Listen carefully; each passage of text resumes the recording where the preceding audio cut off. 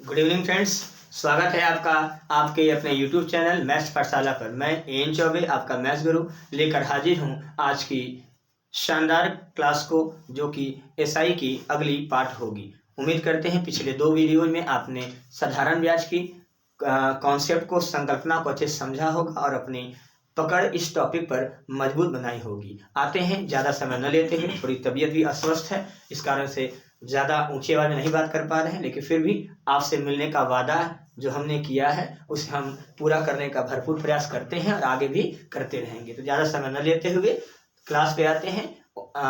Video के अंत तक बने रहिएगा और क्लास को अच्छे से नोट्स करते चलिएगा, ठीक है। आइए स्टार्ट करते हैं फटाफट क्लास को। नेक्स्ट टाइप साधारण ब्याज की। जो बच्चे पिछले क्लासेस को नहीं देख पाए हैं वो देख लें, ताकि ये पूरा टॉपिक आपके नियंत्रण में आ जाए, ठीक है। चलिए, वीडियो को लाइक करना, शेयर करना बिल्कुल नहीं भूलेंगे।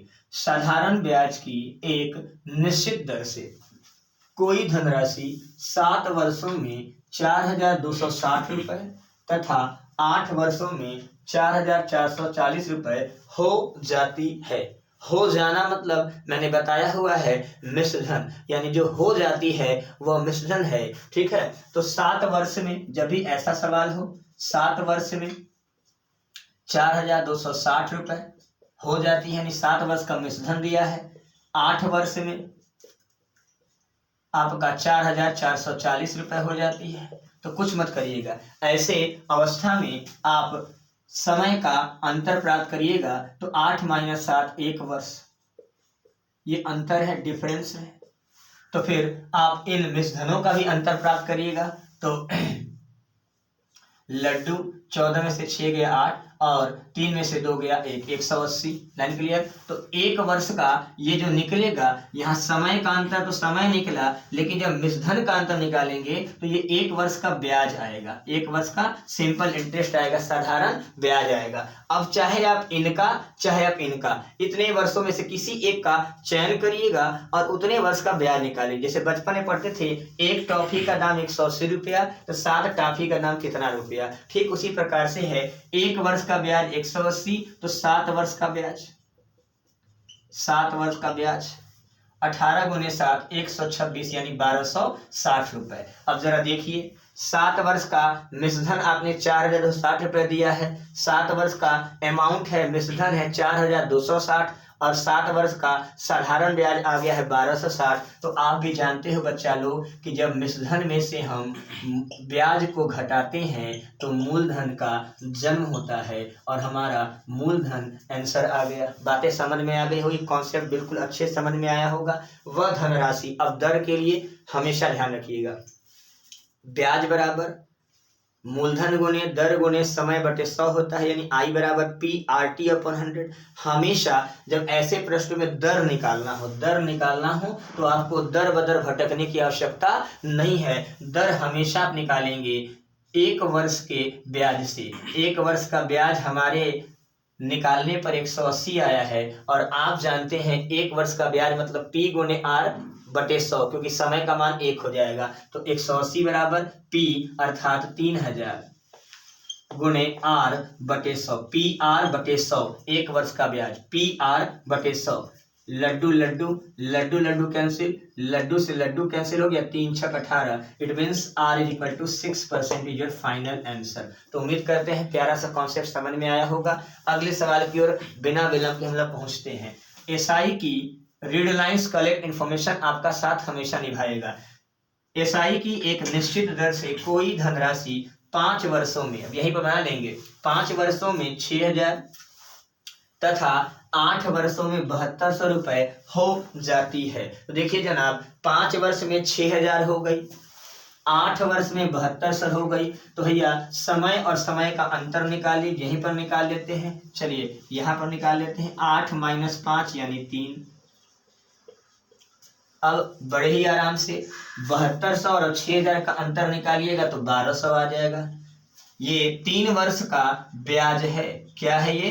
3 वर्ष का ब्याज 1200 रुपया।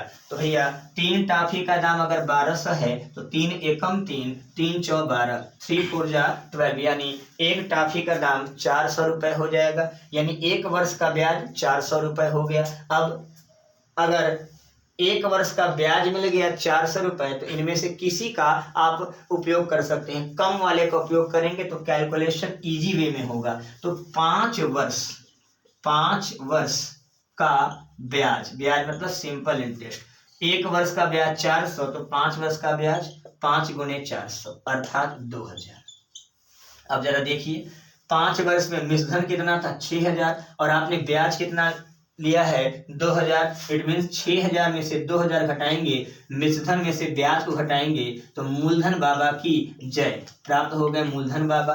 मूलधन प्राप्त हो गया तो मैंने समझा दिया, रट लेना बच्चों। एक वर्ष का ब्याज बराबर PR/100। तो एक वर्ष का ब्याज अभी अभी आपने निकाला है 400, तुरंत 400 बराबर P मतलब 4000 गुणे R/100। लड्डू से लड्डू, लड्डू से लड्डू, लड्डू से लड्डू और 4 दहा 40, यानी R आ गया आपका 10%। तो उम्मीद करते हैं आपकी समझ में प्यारा सा कॉन्सेप्ट समझ में आ गया होगा। अब चलते हैं अगले पड़ाव पर, जो कि नेक्स्ट टाइप का कार्यक्रम है। नेक्स्ट टाइप में चलते हैं। सवाल है SI की एक निश्चित दर से दर दिया नहीं है, कोई धनराशि 15 वर्ष में स्वयं की 11 गुनी हो जाती है। तो कुछ नहीं करना है, मैं टिक लगा दे रहा हूं। 15 वर्ष में स्वयं की 11 गुनी, तो कितने वर्ष में उसी दर से स्वयं की 17 गुनी हो जाएगी। बड़े ही आराम से मैं यहाँ लिख दे रहा हूँ। ऐसे सवालों में मैं ये कह रहा हूँ आपको, मैं इतने में ट्रिक दे रहा हूँ, ठीक है। मैं नेक्स्ट टाइप को यहाँ पर लिख दे रहा हूँ ताकि स्पेस आपको खाली हो जाए। T1 वर्ष में N1 गुनी में N1 गुनी, T2 वर्ष में N2 गुनी। तो ऐसी दशा में कुछ नहीं करना है बच्चा लोग।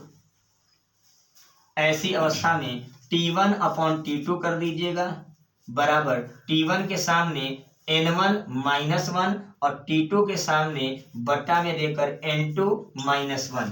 T1 वर्ष में N1 गुनी, T2 वर्ष में N2 गुनी हो जाती है। तो T1/T2, T1 है तो सामने N1-1 जितना गुना होगा उससे एक कम कर दीजिएगा। T2 है तो सामने N2-1 जितना गुना होगा उससे एक कम कर दीजिएगा। तो T1/T2 बराबर N1-1/N2-1। याद हो गया होगा, T1 के सामने N1-1 और T2 के सामने N2-1। ठीक है साहब। अब देखिए 15 वर्ष में स्वयं की 11 गुनी, तो तुरंत 15 बटे, अब देखिए कितने वर्ष में, तो मान लीजिए T2 आपको निकालना है। उसी धनराशि के बारे में कहा है 17 गुनी, तो 15 वर्ष में कहा है 11 गुनी, तो 11 से एक कम अर्थात 10 बट्टा 17 गुनी कहा है कितने वर्ष में, तो 17 से एक कम यानी 16। अब काटना आपका काम है। 5 तिहाई 15, 5 दूना 10, 2 अठे 16, घूम घाम कर चलते हैं 8 तिहाई 24। तो T2 बराबर हो गया 24 वर्ष में वह धनराशि स्वयं की 17 गुनी हो जाएगी। उम्मीद करते हैं प्यारा सा कॉन्सेप्ट समझ में आ गया होगा। 15/T2 मान लिए, जो समय निकालना है उसको हमने T2 मान लिया। 15/T2 11 गुनी है, तो 15 के ठीक सामने 11 - 1 10 हो गया। T2 निकालना है, इसके ठीक सामने चूंकि कह रहा है 17 गुनी, तो 17 में से एक कम कर दीजिए 16। बाकी कैलकुलेशन है 5 2 जा 10, 5 3 जा 15 और 2 8 जा 16। 8 × 3 करेंगे 24 आ जाएगा। उम्मीद करते हैं प्यारा सा कॉन्सेप्ट आपकी समझ में आ रहा होगा। और आपने, चूंकि मैं 10 सेकेंड के लिए स्क्रीन छोड़ा हूं, तो स्क्रीनशॉट आपने ले लिया होगा या कलम कॉपी के माध्यम से नोट बना लिया होगा। मिलते हैं अगली क्लास में नए कॉन्सेप्ट के साथ, और इसी को एक सवाल और वहां करा देंगे। ठीक है, तो मन से आप पढ़िए, टेंशन फ्री होकर। मिलते हैं अगली क्लास में। Thank you, all the best, take care, खुश रहिए।